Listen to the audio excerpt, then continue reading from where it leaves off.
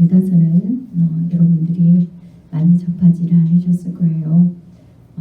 또 단상에서 유다서에 대한 메시지는 많이 선포를 하지 않습니다.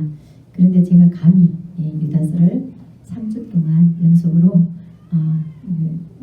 만화 연재하듯이 저도 3주 연속 여러분들하고 나눌 것입니다. 이 유다서를 통하여서 우리의 교만을 해결할 수 있는 기회가 됐으면 좋겠어요. 이 유다서는 그 은혜를 입은 자들이 타락하면 어떤 현상이 나오는지를 이렇게 세세히 이야기해주고 있어요. 그러면 여러분들이 그냥 유다가 쓴 책이지 뭐 그때 기록된 거지 이렇게 생각하시면 안 되고요. 오늘날 우리에게 이야기해주고 있는 책이구나 그렇게 생각하시고 하나님께서는 이미 우리의 죄를 다 용서해 놓으셨다고 그랬잖아요.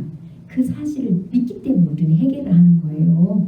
그 사실을 안 믿으면 절대 해결 못합니다. 해결도 안 되고 해결 안 해요. 하나님 앞에 내 심령 속에 내가 알지 못하는 것까지 이렇게 들보를 빼가지고 이렇게 다 이렇게 정화시키는 은혜를 입으려고 안 하게 돼 있어요.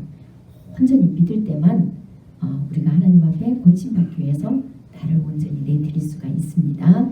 그러니까 말씀을 받고 꼭 이미 용서해 놓으셨다는 사실을 믿고 내 안에 이 말씀으로 인해서 터치되는 부분이 있다면 진심으로 하나님 앞에 회개하는 시간을 가져서 정말 여러분 영혼이 회복이 되어서 이제는 주님 은혜 안에 좀 행복한 신앙인으로서 누가 있어서 행복한 게 아니고 주님만으로 행복할 수 있는 주님이 계시기 때문에 부족함이 없어요.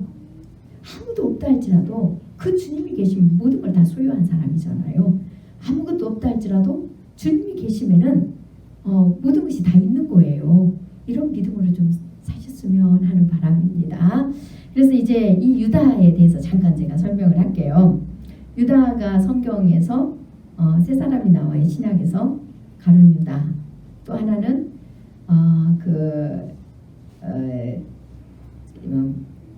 유수도라고 하는 유수도 바나바라고 하는 유수도 가룟 유다가 죽고 난 이후에 12제자를 다시 두 사람을 해서 마띠아하고 두 사람 속에서 뽑잖아요. 그런데 이 마띠아가 뽑혔고 이 바나바 유수도라고 하는 별명을 가진 이 유다는 뽑히지 않았어요. 그렇다고 이 유다가 제자들하고 활동을 안 했느냐? 아니에요. 활동을 했어요. 그래서 이 유수도라는 이 별명인데 원래 이름이 유다라는 뜻이랍니다. 유수도가. 그래서 그 유다, 이제 그 마띠아하고 대결했던 예수님 제자로 선택받으려고 투표했던 사람 중에 한 사람이 또 유다에 있어요. 그리고 오늘 유다는 예수님의 이복 막내 동생이에요. 막내 동생으로서 야고보의 형제라고 기록되어 있죠. 이 야고보도 예수님의 동생이에요. 이국 동생. 그래서 이제 아버지가 다르죠. 예수님은 하나님 아버지로서 직접 오셨고 다른 형제들은 이제 요셉의 그 육체의 혈통을 통하여서 이 땅에 태어났어요. 그래서 이 야고보도 이 유다도 예수님의 동생들입니다. 그래서 예수님 동생 유다가 이것을 기록했어요. 왜 기록했느냐? 이제 그 내용이 1절에서 3절까지 나오고 그 다음에 이제 기록된 사건의 그 배경이 또 5절부터 쭉 나옵니다. 우리가 이 내용을 오늘 가지고 한번 은혜를 나누는 시간을 갖도록 하겠습니다. 1장 1절에 보니까 먼저 예수 그리스도가 이 유다의 육체적 혈족으로는 형님이시잖아요. 그렇죠? 형님이에요. 그런데 여기서 예수 그리스도의 동생 이렇게 안 하고 예수 그리스도의 종 이렇게 이야기합니다. 이거는 유다가 원래는 예수님하고 함께 지냈을 때는 공생의 기간 동안에는 예수님을 형제들도 안 믿었어요. 그래서 오히려 이제 예수님을 좀 비웃기도 하고 이렇게 했습니다. 그런데 예수님의 십자가 사건이 이제 이루어지고 부활하시고 승천하시고 난 이후에 이제 그 형제들이 다 예수님을 메시아로 믿는 거예요. 그래서 하나님의 아들로 믿어요. 자기들과 같은 육체를 입고 있었다고 하지만 그분은 예수 그리스도 그분은 하나님이시라는 사실을 믿어요. 그래서 하나님의 아들이시면서 하나님과 동등하다는 사실을 믿기 때문에 이제 이 유다가 예수 그리스도의 종이라고 고백하는 거예요. 형제, 육체의 형제가 아닌 종인 거예요. 은혜를 입었어요. 하나님의 사랑을 입었다는 거예요. 그래서 우리가 예수님 앞에 순종하는 자세는 종의 자세. 그러나 우리가 주님의 은혜로 관계를 맺은 것은 자녀, 남편, 친구의 관계예요. 그러나 순종하는 면에서는 이유가 없어요. 주님 앞에 아니오가 없다는 뜻에서 종이라는 거예요. 그것을 예표하고 있습니다. 그 다음에 이제 야고보인 형제 이렇게 나오죠. 유다는 부르심을 받은 자 이래 돼 있어요. 이 유다가 그냥 이 서신을 쓴 게 아니라는 거예요. 하나님으로부터 콜링을 받았다는 거예요. 하나님의 부르심을 받았어요. 여러분 저만 하나님의 콜링을 받아서 목사를 하나요? 아니죠. 잘못하면 사람들이 이렇게 지도자만 콜링 받았다고 생각해요. 아니에요. 여러분들도 다 하나님의 콜링을 받고 부르심을 받고 들어온 자들입니다. 이것을 꼭 기억하셔야 됩니다. 이 유다도 마찬가지예요. 부르심을 받았는데 그 부르심이 어떤 부르심이냐 보니까 하나님 아버지 안에서 사랑을 얻고 이래 되어 있습니다. 우리가 하나님의 부르심을 받았다는 것은 하나님의 사랑을 입었다는 겁니다. 이게 성경 말씀 한 절 한 절이 굉장히 소중한 이유가 이거예요. 우리는 보통 인사말이나 이런 것들은 그냥 이렇게 넘어가는 수가 많이 있잖아요. 그런데 이 한 절 한 절을 잘 이렇게 상고하다 보면요, 우리가 놓치고 있는 부분을 굉장히 터치를 많이 해주는 내용들이 있어요. 그래서 성경은 정말 소중하지 않은 게 없구나 할 정도로 그렇게 귀합니다.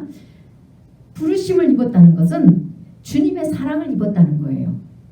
그래서 하나님 아버지 안에서 사랑을 얻고, 하나님 아버지 안에서 누구로 인해서 사랑을 얻었습니까? 예수 그리스도로 인하여서. 근데 그 사랑이 어떤 거라고요? 우리를 위해서, 죄인들을 위하여서 죽기까지 생명을 내줬다는 거예요. 죽기까지. 그것이 하나님이 우리에게 베푼 사랑의 확증이라는 거. 그리스도의 사랑을 우리가 알고 배우고 그 은혜에 자라나간다는 것은 다른 게 아니에요. 제가 늘 말씀드리지만 내가 이 땅에 살면서 육신의 것을 구해가지고 내 소망이나 이루어주는 그것을 이야기하는 게 아니라고. 그것밖에 모른다면 아직 여러분들은 그리스도의 사람이 아니고 육체의 사람이에요. 그래서 육체의 사람은 현저하니 뭐라고 합니까? 사도 바울이 시기와 질투와 분냄과 당짓는 것과 여전히 육체의 그 가치관을 쫓고 가는 사람은 아직 육의 사람이라 이래 돼 있어요. 아직 육의 사람이다. 그리스도의 이름을 부르고 콜링을 받았다고 해놓고도 여전히 주 안에 머물지 못하고 주 밖에서 육체의 정욕을 따라서 욕심을 따라서 그렇게 살아가고 있다는 거예요. 육체의 가치관으로. 그게 육의 사람이라는 겁니다. 그러나 진짜 주님 안에서 사람의 은혜를 입는 자는 이 육신의 우리 가치관을 생각했던 것들이 자꾸 벗어지면서 우리 가치관이 생각이 바뀌어요. 여러분. 진짜 죽는 거라는 것은 그거예요. 그냥 내가 성질만 참았다고 죽는 게 아닙니다. 때로는 우리가 정말 주님의 은혜를 정말 말도 안 되게 희석해 놓는 거 보면 분노하는 거 당연한 겁니다. 맞죠? 생명들을 죽이는데 분노가 안 일어난다는 건 잘못된 거죠. 영원한 생명을 죽이는 살인죄를 하고 있으면 분노가 되죠. 우리 신천지가 와가지고 막 영혼들 미혹해보세요. 여러분 괜찮아 그러면서 가만히 있으면 안 되잖아요. 괜찮아 하면서 아이고 나는 다 죽었어. 그래서 성질도 다 죽어서 아이 괜찮아 이렇게 할 수 없잖아요. 그때 분노가 일어나죠. 당연히. 그거 보고 이제 의의 분노라고 합니다. 또 이걸 빙자해서 아무데나 또 의의 분노 낸다고 막 하지 마시고 이제 꼭 새겨 들으세요. 진짜 죽음이라는 것은 내가 아는 가치관, 세상적인 가치관이 완전히 없어지고 예수 그리스도를 아는 그 가치관, 사도 바울이 고백한 것처럼 그게 가장 고상하다는 것. 이것을 이 진리를 알아가는 거예요.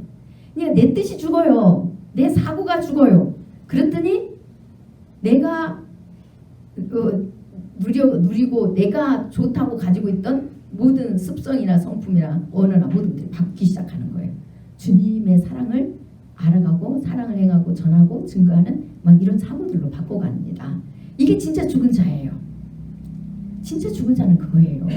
그래서 주님이 어떻게 우리를 사랑했는지, 어떤 죽음을 죽으셔서 우리에게 사랑을 합증하셨는지 이것을 정확하게 알아가는 겁니다. 이것이 주님의 사랑을 입고 그 사람의 은혜를 입은 자예요. 이런 자들이 주 안에 거하는 자들입니다. 그래서 이제는 누구를 위해서 살아요? 주를 위해서. 사도 바울이 주님을 영접하고 나니까 그 사랑을 받고 나니까 뭐라고 고백합니까? 네, 이제는 내 안에서 사시는 건 내가 아니라 예수 그리스도가 사시는 거라. 그래서 우리는 누구를 위해서 살아요? 주를 위해서 산다고. 주를 위해서 산다고. 그런데 그것이 곧 사랑이라고. 사랑을 하기 때문에 우리가 주님을 위해서 사는 것이 어떻게 육체는 힘들 수 있지만 내 영혼은 기뻐해야 된다고. 그런데 우리는 맨날 기쁘진 않아요. 그런데 그 기쁘지 않는 것도 어떻게 해요? 주 안에 있기 때문에 주님이 오히려 그 기쁘지 않는 것 속에서 주님의 더 큰 사랑과 더 큰 뜻을 가르쳐주고 회복시켜 주시는 거라고. 그래서 우리는 항상 필요 없는 것이 없는 거라고. 주 안에 있으면 모든 것이 은혜라는 사실. 좋은 것만 은혜가 아니라 아픔과 고통이 나중에는 더 은혜라는 걸 알고요. 우리의 그 가치들이 더 은혜라는 걸 알게 된다고. 그래서 우리 안에는 뭐가 없어져요? 한도 없어지고 상처도 없어지고 이런 우리 안에 품었던 분노도, 인간에 대한 분노도 없어지고 이제 자꾸 사라지는 거예요. 의의 분노는 우리가 남지만 그 외의 인간적인 감정 때문에 오는 분노들은 다 사라져야 돼요. 그래야만이 됩니다. 그 다음에 이렇게 은혜를 입고 주님을 위해서 살다 보니까 이제 누가 보일까요? 이 유다 눈에는, 마음에는 하나님을 믿는 백성들이 보이는 거예요. 이 유다와 제자들을 통하여서, 사도들을 통하여서, 곧 이제 유다와 예수님의 그 사도들을 통하여서 복음을 전파해서 많은 교회들이 세워져 있어요. 이 소아시아에 많은 그리스도인들이 이제 이렇게 저 임마누엘 교회가 세워진 것처럼 곳곳에 이제 그런 교회들이 세워져 있어서 믿음의 공동체가 있단 말이에요. 그런데 그들이 주님의 은혜를 자꾸 잊어버리고 가요. 잊어버리고 또 많은 거짓 교사들이 그들의 그 굳세지 못한 믿음을 알고 자꾸 미혹해 가는 거예요. 들어와가지고 자꾸 잘못된 걸로 미혹해요. 그러니까 사도들은 영혼들을 오직 지켜야 된다는 이 일념이 있잖아요. 근데 이들이 그 그리스도인들과 영원히 함께할 수도 없고 또 그렇다고 성경이 신약이 기록된 것도 아니고 구약은 은혜 없이는 덮어져 있는 봉화책이 되어버려서 구약을 통해서는 하나님 은혜를 발견하지 못해요. 예수 그리스도의 은혜를 발견하지 못하는 거예요. 그러니 이들이 순교할 날은 다가오고 어떻게 한다고요? 마음이 불붙듯 하잖아요. 그래서 이들에게 서신을 계속 남기는 거예요. 이 돌아가면서 서신을 쓰는 거예요.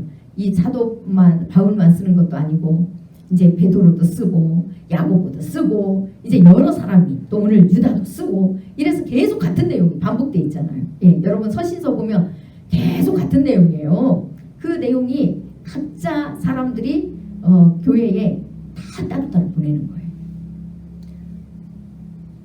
이제 자기의 생각대로 가지 않고 거짓된 그 많은 교사들에게 미혹당하지 않고 하나님의 은혜 안에서 끝까지 사도들이 증거해준 그 복음을 놓치지 말라고.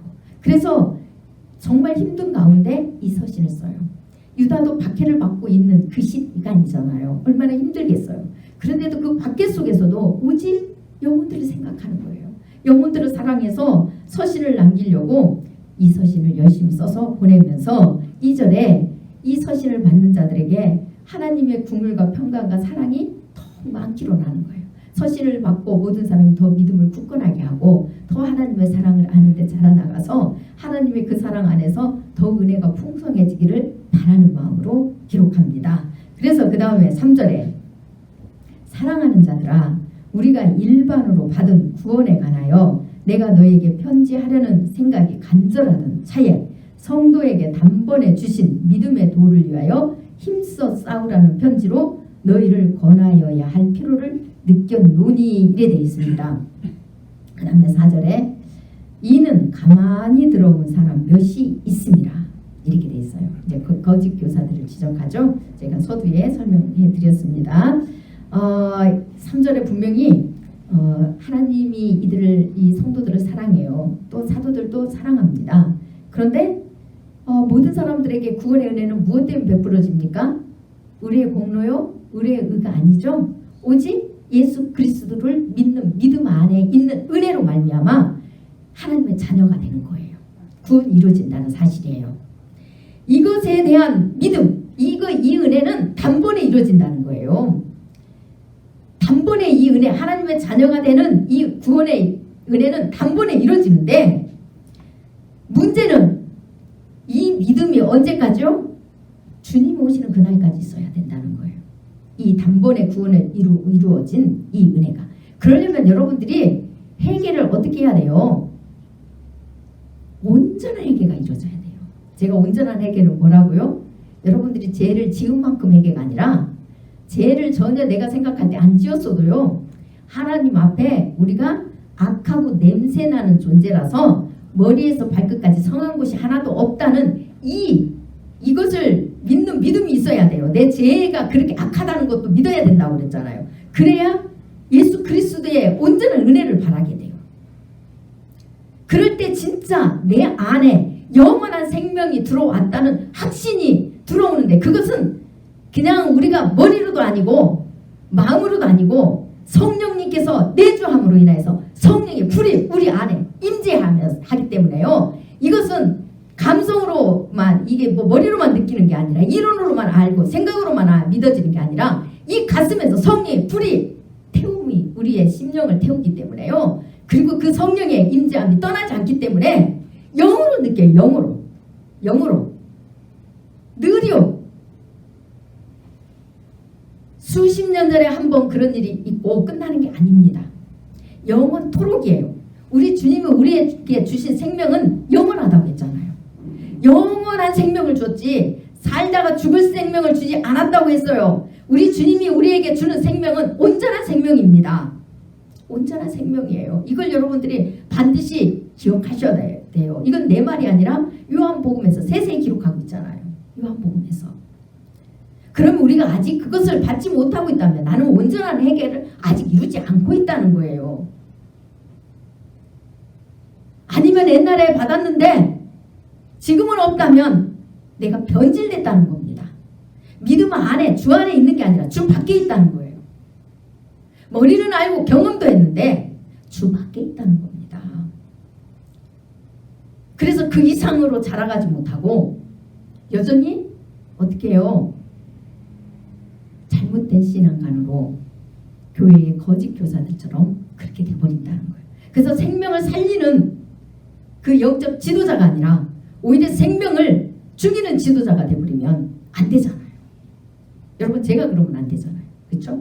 옛날에 저를 만난 분들 임마누엘 교회는 지금 20년도 넘는 사람도 있고 뭐 한 20년 이런 20년 지기도 있고 이렇게 뭐 10년 이상의 지기들도 있습니다.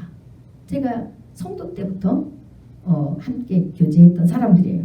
그런데 여러분들이 저를 보았을 때 그때나 지금이나 별말 별로 없고 주님에 대한 그런 확실한 그런 것들이 자꾸 없어졌다고 생각해 보세요. 저에게 없어졌어요. 그러면 여러분 제가 변질됐다고 하나요? 안 하나요? 하잖아요. 아이고 저 목사님 옛날에 집사로 있을 때는 그렇게 신령하고 그렇게 은혜가 넘치더니 목사 되더니 잡사가 됐어. 이렇게 잃어보세요. 그러면 제가 변질된 거예요. 여러분도 똑같아요.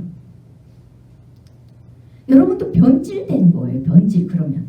그런데 이 변질을 막기 위하여 처음 단번에 이루어주신 그 십자가의 사랑의 사건, 그 성령의 인침의 그 은혜를 놓치지 않고 오히려 주님이 오실 때가 가까우면 가깝고 우리의 신앙의 연도가 깊으면 깊을수록 오히려 우리의 가치관들이 벗어지고 또 우리의 잘못된 그 유대교의 그 습성들, 구약의 습성들이 자꾸 벗어져 나가야 돼요. 그래서 우리가 사도행전 새벽에 하지만 베드로가 그랬잖아요. 베드로도 주님의 은혜 성령의 인침을 받고도 사도로서 일하고 많은 기적을 행했는데도 그 교리가 그 베드로 안에 있었죠. 무슨 교리였습니까? 음식, 정한 음식, 부정한 음식을 통해서 이방인들하고 또 상종을 안 해야 된다는 이런 교리가 있었어요. 그런데 하나님께서 깨부시기 시작하잖아요. 내가 다 깨끗하게 했다. 먹어라. 이방인들에게도 가서 복음을 전하라. 상종한 유대인들은 상종을 안 해요. 이방인들하고 상종하면 법을 어기는 거기 때문에. 그리고 정한 음식을 먹어야지 부정한 음식을 먹는 것은 법을 어기는 거예요. 근데 주님께서 그 정한 음식, 부정한 음식의 의미가 무엇인지 정확하게 가르쳐주죠. 부정한 음식은 이방인들을 예표한 거고 정한 음식은 이스라엘 백성, 곧 하나님의 자녀를 예표한 거라고. 그래서 부정한 음식을 볼 때마다 이방 죄의 습관을 따라가지 말고 정한 음식을 먹을 때마다 예수 그리스도의 사랑을 알으라는 거예요. 너희도 이 부정한 음식, 이방인이 따라가는 그 잘못된 우상의 습관, 그들의 가치관대로, 세상 가치관대로 제약 속에 가는 이런 죄인이지만 하나님께서 너희를 선택해서 성별해서 내가 내 은혜로 말미암아 너희의 그 죄를 용서해 주심으로 말미암아 정결한 자가 되었으니까 이 정한 음식을 먹을 때마다 그 은혜를 기억하고 너희가 잘못된 것들이 있다면 회개하고 다시 마음을 다잡고 내가 너희를 정하게 한 그리스도인, 지금으로 말하면 그리스도인답게 정결한 그런 은혜 안에 살아라 이 뜻이었다는 것을 베드로에게 가르쳐줘요. 우리가 그렇게 자꾸 잘못된 것들이 수정돼 가는 거예요. 그런데 그것이 오히려 더 심해지면은 오히려 구약의 율법의 제도가 더 심해지면은 이거는 내가 잘못 가고 있는 거예요. 무슨 말인지 아시죠? 잘못 가고 있는 거예요. 제가 짧은 시간에 다 하지는 못합니다. 많은 거짓 교사들이 이 교회에 복음을 은혜로 이 세워진 교회에 이렇게 이탈한 교인들이 자꾸 생겨나서 이 교인들을 굳세지 못한 영혼들을 자꾸 미혹하니까 이 굳세지 못한 영혼들로 인하여서 이 그리스도인들을 지키기 위하여서 이 서신을 보낼 필요를 유다가 느꼈다는 거예요. 그러면서 4절에 이 가만히 들어온 이 거짓 교사들은 옛적부터 심판의 판결을 받기로 미리 기록된 잔이 이래 되어 있습니다. 4절 중반부에. 이것은 무슨 뜻이냐면은 이 사람들이 아무개라는 사람이 이 당시에 활동하니까 이 활동한 사람 자체를 하나님께서 심판하기로 작정하고 이 땅에 보낸 게 아니라 태어나게 한 게 아니라 이런 거짓 교사들의 행동 곧 복음에서 이탈해서 믿음에서 이탈해서 잘못된 길로 가면 그 행동으로 인하여서 곧 복음을 이탈했기 때문에 이들에게 심판이 이루어지기를 구약에 아니 창세 때 이미 믿지 않는 자들은 그렇게 형벌이 있는 것을 하나님께서 작정해 놓으셨다는 거예요. 여러분 이거는 그 예정론하고 풀어지는데 연결이 됩니다. 그래서 그들의 그 믿음 없는 삶이 배신된 삶을 가는 자들은 이방인 곧 하나님을 알지 못하고 믿지 않고 신 안 하는 자들처럼 그들도 형벌에 처해진다는 것이 그 삶이 처해진다는 것이 이미 정해져 있다는 뜻입니다. 그 다음에 이런 자들이 경건하지 아니하여 이래 되어 있습니다. 우리 하나님의 은혜를 도리어 방탕한 것으로 바꾸고 홀로 하나이신 주제 곧 우리 주 예수 그리스도를 부인하는 자니라 이래 돼 있어요.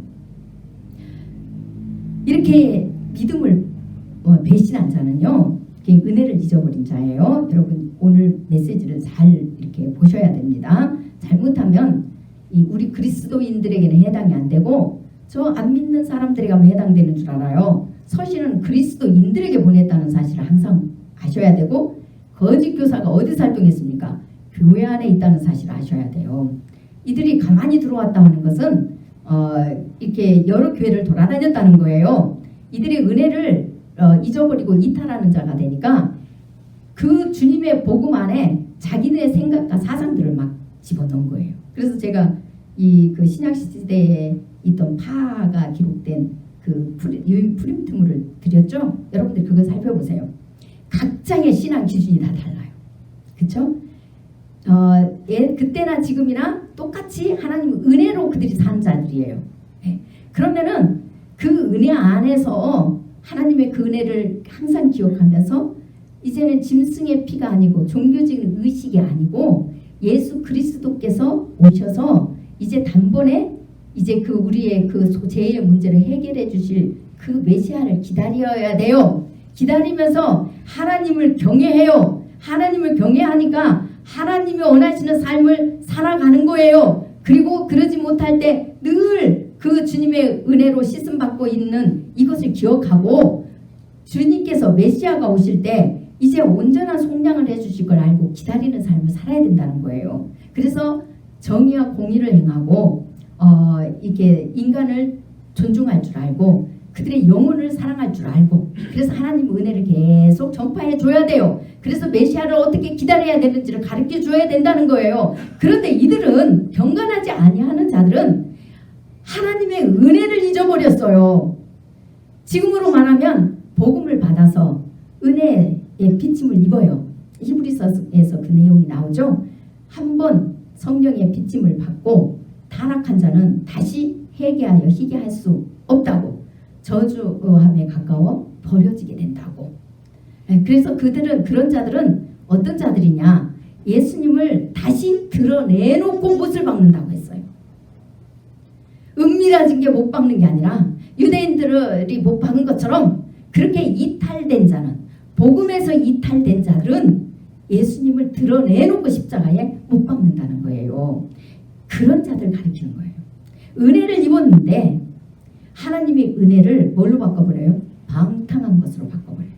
그래서 이들이 교회 안에서도 오직 자기들이 보고 들은 거, 그래서 한상이나 뭔가 그 신비한 세계를 경험한 것을 막 부풀려가지고 자기들이 믿음이 좋은 거, 신령한 사람으로 자꾸 포장을 해요. 그러면서 뒤에 주변인들, 교회에 불만 있고 이제 그 복음에 반대하는 자들, 연약한 자들을 자꾸 미혹하고 다니는 거예요. 굳세지 못한 자들을 자꾸 미혹해서 자기들 것을 증거해요. 자기들 걸 주어요. 그래서 이들이 이게 주는 것들이 보니까 너무 편하고 좋은 거예요. 그래서 이제 많은 사람이 그들에게 흔들릴 거 아니에요. 흔들리는데 이 유다가 보낸 서신을 보고 기억하라는 거예요. 기억해서 분별하라는 거예요.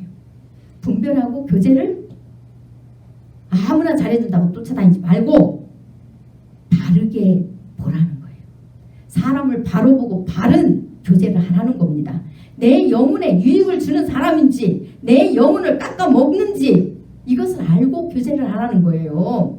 그렇지 않으면 오히려 이들의 그 손에 오히려 그 영혼이 잡혀 들어가요. 그래서 그들의 종이 되어서 빠져나올 수가 없습니다. 그래서 이들의 그 거짓 교사들의 이거는 어떤 모습인지를 이 유다가 가르쳐주는 내용이 곧 방탕한 것으로 바꾸고 주님의 은혜를 입었는데 끝까지 머리를 붙들지 않아요. 온전히 예수 그리스도만이 우리의 주인이고 구세주고 그분이 우리 안에서 일하시고 우리가 그분 안에 있으므로 우리를 자라게 하시는 이 은혜를 주신다는 사실을 놓쳐버립니다. 그래서 이들은 방탕한 것으로 바꾸니까 어떻게 됩니까? 그들의 가치관이 바꾸고 오직 믿음이라는 게 없으니까 예수 그리스도 한 분, 하나님 한 분만이 홀로 우리의 주제가 돼요. 주인이시라는 거예요. 그런데 그것을 어떻게 해요? 홀로 하나이신 주제 곧 우리 주 예수 그리스도를 부인하는 자니라 이래 돼 있습니다. 복음에서 이탈된 자들, 복음에 다른 여러 가지 자기 것을 막 섞어가지고 그렇게 잘못된 데 가는 거예요. 그러니 그들이 복음이 이탈되니까 뭐예요? 자기들의 기준을 만들어서 제가 나눠준 유인물에 자기들의 가치관에 따라서 다 모여요. 그런데 이들의 특징이 뭐라고 맨 밑에 쓰여 있습니까? 하나님 은혜가 없어요. 지금으로 말하면 예수 그리스도의 은혜를 잊어버렸어요. 그래서 자기들이 만들어놓은 규칙을 잘 지키면 메시아가 거기에 온다고 생각하는 거예요. 여러분 이단들이 그거잖아요. 자기들이 만드는 교리를 지키면 그곳에 재림도 예수님이 온다고. 예수님은 장소에 오지 않습니다. 어느 장소를 정해놓고 오시지 않아요. 다시 오실 때도. 소림 때도 그러셨어요. 예수님은 각 사람의 심령에 이미 오셨고 그 심령에 끝까지 오실 때까지 그 예수님 안에 있는 자들 속에 주님의 음성이 들린다는 사실을 기억하셔야 돼요. 그걸 여러분들이 정말 잊어버리시면 안 돼요. 어떤 장소에 오는 게 아니에요. 임마누엘 교회 여기에 이 단상 앞에 오시는 게 아니에요. 하나님의 은혜를 잃어버리지 않고 주 안에서 그리스도의 사랑 안에 자라가는 자들. 그래서 삶도 하나님의 은혜 안에서 하나님이 원하시는 삶으로 바뀌어가고 그렇게 주님의 사랑을 끝까지 놓치지 않고 그 안에서 열매 맺혀 가고 있는 자들에게 주님의 음성이 각 사람에게 들린다는 사실을 아셔야 돼요. 이렇게 있어도 한 사람에게만 들리고 안 들릴 수도 있어요. 주님이 재림하셨는데 안 들릴 수도 있어요. 그리고 그들을 공중으로 불러시고 모든 사람들이 볼 수 있게 모든 사람이 눈을 여세요. 눈을 열어서 하나님이 예수님을 구름 타고 이 땅에 모든 사람이 보게 임한다고 사도행전에 기록되어 있잖아요. 그 사실이 모든 사람이 이루어져서 믿지 않는 사람, 준비되지 않는 사람 그때 통곡한다고 그랬잖아요. 기억하셔야 돼요. 제가 매주 선포합니다. 그런데 은혜를 잊어버리면 다른 가치관이 자기 주인이 돼요. 자기 생각이 주인이 돼요. 두 주인을 우리는 섬길 수가 없다고 했잖아요. 두 주인이 있으면 어느 하나가 소홀하게 된다고. 예수 그리스도만이 홀로 우리 주인이 되셔야 돼요. 그분만이 최고의 가치관으로 우리가 믿어야 돼요. 그분을 아는 지식이 가장 고상한 거로 아셔야 돼요. 다른 것이 대신해 줄 수가 없어요. 그 예수 그리스도를 온전히 믿어야 돼요. 그분의 약속의 말씀을 온전히 믿어야 돼요. 그리고 그 약속의 말씀을 여러분들이 이루어지길 위해서 날마다 자꾸 구하고 두드리면서 성령의 충만함을 받고 가야 돼요. 그리고 여러분들의 안에 있는 주인들을 다른 주인들을 다 빼내야 됩니다.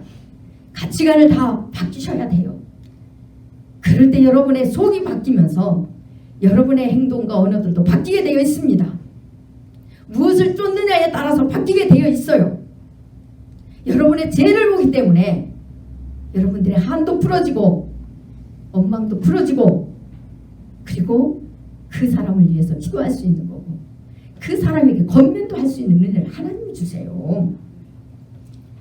그렇지 않으면 우리는 주님의 은혜를 받고도 부인하는 자라는 거예요. 그 다음에 5절입니다.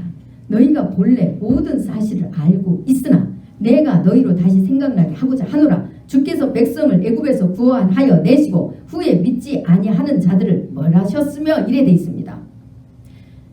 이스라엘 백성들이 어떻게 구원을 받았느냐를 기억하라는 거예요. 이스라엘 백성들이 의로웠느냐? 어떻게 구원을 받았느냐? 애굽에서 이스라엘 백성들을 구원해 내셨어. 그리고 후에 믿지 않는 애굽인들을 다 멸망시켰어. 그리고 강해에서도 누가 멸망당했느냐? 1세대들이 하나님을 믿지 않음으로 믿음을 보고도 구원을 받아놓고도 끝까지 믿음으로 더 세워져 나가야 되는데 안 믿었잖아요. 강해에 들어와서도 늘 수많은 기적을 보아도 뭘 먹을 때마다 그때만 좋아. 할렐루야 해요. 그때는 뭐 할렐루야 하고 찬송하고 난리가 나요. 그런데 조금만 지나서 자기들이 원하는 게 조금만 안 보이고 뭔가 없다 싶으면은 그냥 모세를 대적하고 다른 지도자, 유능한 지도자 세워서 나간다고 하고 얼마나 그렇게 합니까? 그래서 가나안도 하나님이 보내주신다고 약속하시는데 하나님 말씀도 안 믿고 못 간다고. 모세는 우리를 먹을 것도 안 주고 입을 것도 안 주고 가나안에도 안 보내주니까 우리 지도자 바꿔야 되겠다고 하면서 대적하잖아요. 그래서 그들이 멸망해요. 그래서요. 애굽인들만 멸망한 게 아니에요. 애굽에서 건진받은 자들이 믿음으로 건진받았잖아요. 그들이 뭐가 잘했습니까? 믿음도 없었어요. 전적으로 하나님 은혜로 건진받았어요. 정말 엄격히 말하면 하나님 은혜로 표적을 보여주면서 모세를 따라가라 그래서 10가지 기적까지 보여줬잖아요. 그래서 억지로 시키는 대로 했어요. 이스라엘 백성들이 억지로 그냥 한번 해보자. 애굽에 어차피 있어도 죽고 힘들고 그게 한번 믿어보자, 그냥 한번 믿어보자 하고 시키는 대로 했던 거예요. 그래서 건진 받았잖아요. 이스라엘 백성들이 뭔 믿음이 있었습니까? 처음에 모세 애굽에서 건져달라고 울며 불며 하나님 앞에 기도하고 난리를 치니까 하나님 불쌍히 여기고 모세를 보냈더니 모세가 가니까 어떻게 해요? 처음에는 왔다고 좋다고 쌍수 들고 환영해서 막 난리를 치더니 나중에 자기네들이 모세로 인하여서 애굽 바로왕한테 그 고역이 무거운 짐이 되니까 어떻게 해요? 서가지고 대적해서 죽이려고 하잖아요. 너 때문에 우리가 더 힘들어졌다. 가거라, 필요 없다. 이랬던 거예요. 이스라엘 백성들이 그런 자들이에요. 그러니 전부 그냥 은혜로 저기 애굽에서 나왔죠. 그걸 기억하라는 거예요. 그걸 끝까지 기억하라는 거예요. 주님 오실 때까지 기억하라는 거예요. 너희 공로가 아니라 은혜다. 여러분, 하나님께서 여러분들이 믿음의 길로 인도하니까 여러분들이 전부 믿음이 성장되지. 하나님 은혜 안 주서 봐요. 아무 일도 안 하시고 여러분들에게 성령의 표도 없고 뭐 이로도 없고 기도도 안 되고 뭐 그냥 이방인애로 있을 때처럼 그냥 놔둬보세요. 불러가지고 교회는 앉혀놓으시고는 아무 표도 없고 해봐요. 그러면 여러분 신앙 잘하던가요? 안 잘하잖아요. 그런데 하나님이 잘할 수 있는 은혜를 계속 주세요. 선택해 놓으시고 계속 말씀하시고 위로해 주시고 또 표적을 보여주시고 말씀으로 인도해서 회개시키고 계속 주님이 인도해서 그런 믿음을 키워주시잖아요. 나중에 그걸 알아요. 처음에는 내가 다 한 줄 알고 있다가 내가 의로워서 내가 믿는 줄 알고 내가 잘나서 은혜 있는 줄 알고 내가 잘나서 구원 있는 줄 알고 내가 잘나서 영생에 들어가는 줄 알고 있다가 내 생각 내 뜻이 가치관이 바뀌기 시작하면 하나님의 은혜가 더 뚜렷하게 보여서 모든 것이 하나님 은혜입니다. 이 고백이 나오게 되어 있어요. 너희는 이스라엘 백성들이 애굽에서 건진받을 때 그 사건을 기억하면서 너희 의와 공로가 아닌 오직 예수 그리스도 은혜라는 걸 기억하고 그분을 온전히 믿으라는 거예요. 그 약속을 온전히 믿고 끝까지 믿고 그분 안에 거하라는 겁니다. 흔들리지 말라는 거예요. 예수 그리스도가 교회의 머리가 되시고 그 머리를 붙들 때 우리의 육체가 다 아름답게 완벽하게 자라나가는 거예요. 그것을 기억하라는 겁니다. 내 잘났다고 따로따로 이러면은 안 된다는 거예요. 우리의 육체도 머리를 통하여서 모든 것이 이게 있는 것 움직이는 것처럼 교회 안에도 그리스도인들은 그렇다는 거예요. 그런데 천사가 6절에 또 자기 지위를 지키지 아니하고 자기 처소를 떠난 천사들을 큰 날의 심판까지 영원한 결박으로 흑암에 가두셨으며 이래 되어 있습니다. 갑자기 왜 천사가 나옵니까? 천사들이 이 타락한 천사를 말합니다. 루시퍼 그리고 그 루시퍼와 이렇게 함께 이 짝을 이뤄서 하나님을 대적했던 자들. 이 천사는 이 성도들 하나님 백성들을 도우라고 하나님께서 이렇게 권한을 주었어요. 하나님의 심부름을 해야 돼요. 그런데 지들이 하나님보다 높아지려고 하나님을 대적했어요. 하나님 자리에 앉혀가지고 하나님보다 높다고 많은 능력을 주어놓으니까 이들이 교만해가지고 하나님을 대적합니다. 그래서 이들이 그 흑암에 갇힌 자, 갇고 결박당하는 자가 되잖아요. 그래서 이 세상이 사단의 지금 감옥이라고 이야기하잖아요. 그래서 사단은 끊임없이 우리를 사람의 그 언을 통하여서 우리를 미혹해 사람의 입술로 그렇게 미혹하는 거예요. 여러분 다른 세상에 고난이나 또 이런 사고나 또 이 저기 뭐야 그 질병이나 이런 것들 우리 육체밖에 못 죽이죠. 사단이 사람을 이용하면요 이 거짓 교사들을 이용해요. 그래가지고 이 입으로 영혼들을 다 죽여요. 이게 더 무서워요, 여러분. 그리고 여러분 생각으로 잘못된 생각 넣어서 죽여요. 그래서 에덴 동산에서 아담에게 하와에게 생각을 불어 넣어주잖아요. 뱀이 생각을. 그래서 생각이 들어오니까 미혹을 당하니까 이 하와가 선악과를 보니까 보암직도 하고 뽀금직도 하고 지혜롭게 할 만큼 탐스럽게까지 하잖아요. 그래서 먹는 거예요. 이거 사람의 말이 그만큼 중요합니다. 자기 지위를 지키지 않고 자기 지위가 뭔지를 모르고 교만해서 하나님 자리에 앉아서 하나님을 대적하면 그 결과는 결국 영원한 형벌밖에 기다리지 않는다는 겁니다. 여러분 저와 여러분은 누굽니까? 하나님 앞에 양이잖아요. 양인데 똑같은 양인데 저에게는 무슨 직분을 주셨습니까? 이 목사라는 직분이 뭡니까? 성경에 나오는 이제 목동이라고 하죠. 근데 여러분들이 가장 이해하기 쉽게 이야기하면 문지기예요. 문지기. 네, 요한복음에 문지기가 나오죠. 그 바리새인의 지도자들을 예표한 거거든요. 이 문지기는. 그 문지기는 뭐를 해야 돼요? 예수님을 바르게 가르쳐주고 이 예수님과 하나님과 막힌 이 관계, 이 문 빗장을 열어서 양들을 이 문이 없어져서 양들을 목자 대신 예수님과 인도해 줘야 돼요. 그게 문지기 역할이에요.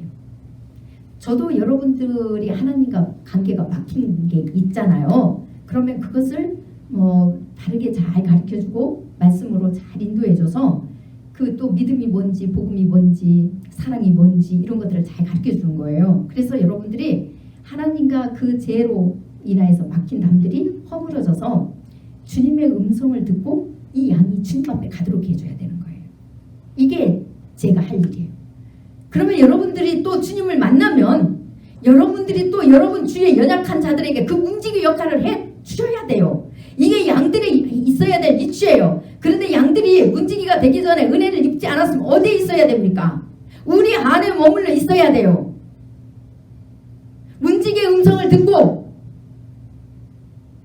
목자한테 인도를 받아야 돼요. 그래서 이제는 우리가 뭐가 돼야 돼요? 예수 그리스도의 품 안이 우리가 거하는 우리가 돼야 돼요. 그런데 그것을 이탈해서 어디가 뭐가 돼요? 자꾸 본인이 문지기가 된다든지 아니 아직 주님과의 이 문을 열어줄 열쇠가 없어요. 열쇠. 이걸 주님으로부터 받지 않았다는 거예요. 베드로는 받았죠. 안 받은 사람들이 자꾸 문지기 한다고 양들의 문을 열어주겠다고 하면 그게 지기를 이탈하는 겁니다. 이 이탈하는 자는 영원한 형벌에 들어간대잖아요. 여러분.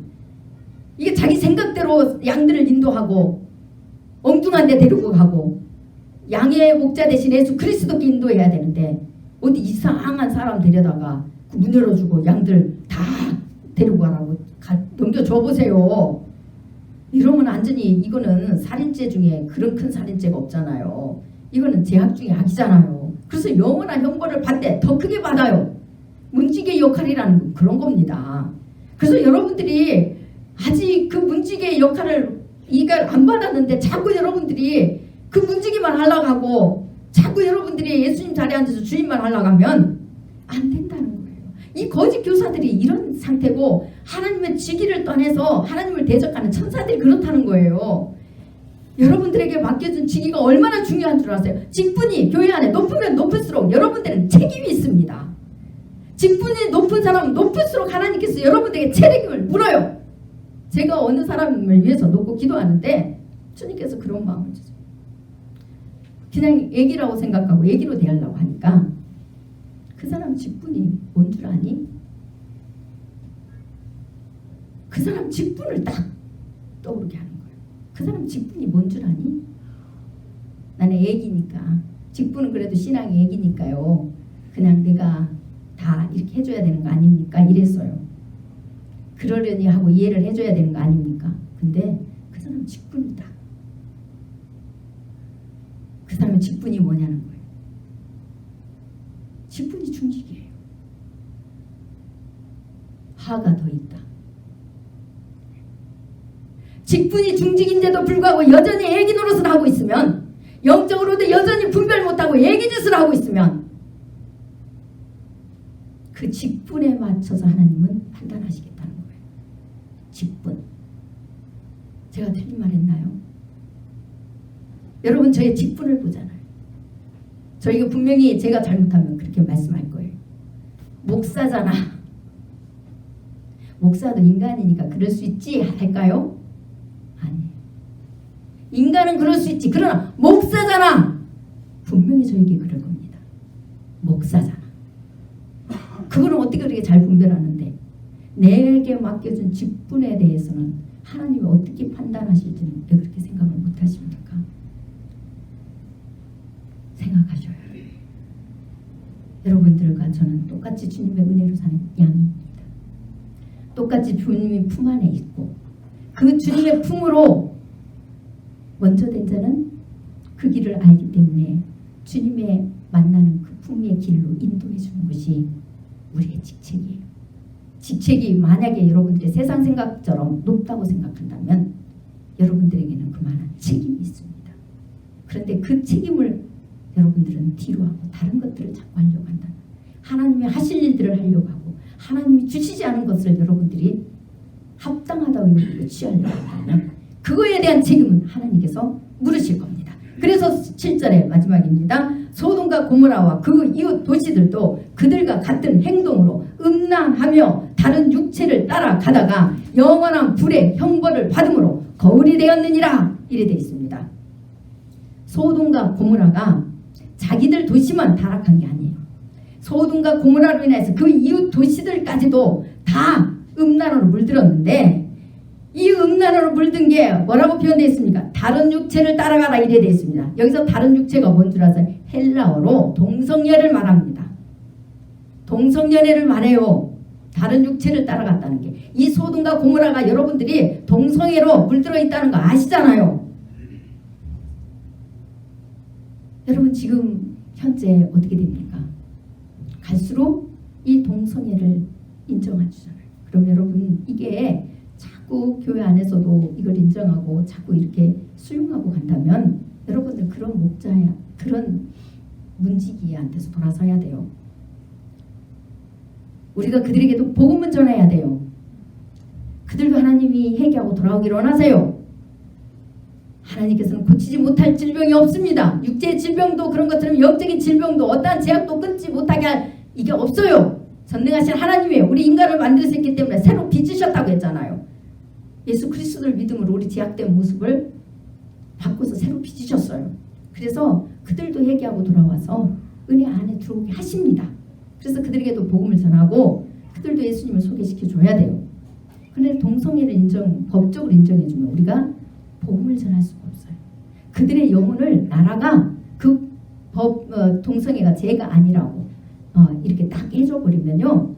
세상적으로 그것 때문에 오는 전염병도 있지만 문제는 그들의 영혼이 죄인으로서 정죄당해서 하나님의 그금의 필요성을 알게 해야 되는데 나라적으로 그것을 또 교회 안에서 그것을 인정해줘 버리면 죄인이라고 말할 수가 없게 되고 그들에게는 복음을 증거할 수 있는 기회를 잊어버려요. 오히려 그들에게 복음을 증거하는 자들은 잡혀 들어가게 돼 있습니다. 그래서 반대하는 거예요. 동성애자들을 아예 그냥 인간 취급을 안 해서가 아니라 법을 반대하는 이유가 그거예요. 여러분 그걸 아셔야 돼요. 동성애자들을 오히려 주님의 은혜로 건지기 위하여서 그것을 합법으로 해놓으면 안 되기 때문에 그것을 하셔야 됩니다. 합법으로 해놓으면 여전히 우리 나라가 어떻게 되겠어요? 소돔과 고모라 성이 되버려요. 온통 동성연애가 창궐합니다. 이런 자들은 하나님께서 어떻게 했다고요? 소돔과 고모라를 유황불로 멸망시키잖아요. 지금 우리에게 교훈을 준다는 거예요. 복음이 이탈돼 버리면 육으로도 이렇다는 거예요. 복음이 이탈되면 자기 나름대로 산다고 하지만 아무리 그렇게 살아도 예수 그리스도의 은혜를 잊어버리면 영원한 생명으로 못 들어가는 것처럼 또 자기는 믿는다고 하면서도 이렇게 반쪽만 믿고 반쪽은 다 자기 생각, 자기 기준으로 채워가고 하나님이 원치 않는 그런 삶으로 살면은 그가 해결치 않고 온전한 복음을 받아들이지 않고 주님의 그 온전한 믿음을 받아들여서 제사함이 없으면 그 은혜가 회복되지 않으면 똑같이 그들에게 하나님의 은혜가 없기 때문에 영생으로 인도 못 된다는 거예요. 아무리 옛날에 은혜를 입었어도 현재 주님의 은혜가 여러분에게 흐르는지 여러분 그걸 확인하셔야 돼요. 현재 그 은혜가 있어서 여러분 생각이 아닌 성령의 인침이 여러분 안에 확실하게 있어서 그 성령님께서 여러분 죄를 날마다 씻어 주었다고 그 표를 해 주시는지 그 약속이 여러분 안에 머무는지 그것을 항상 생각하시면서 그게 없다면 다시 얘기하시고 그 은혜를 주시는 그 약속을 믿으시고 포기하시지 마시고 행복하시기를 간절히 축원합니다. 기도하겠습니다.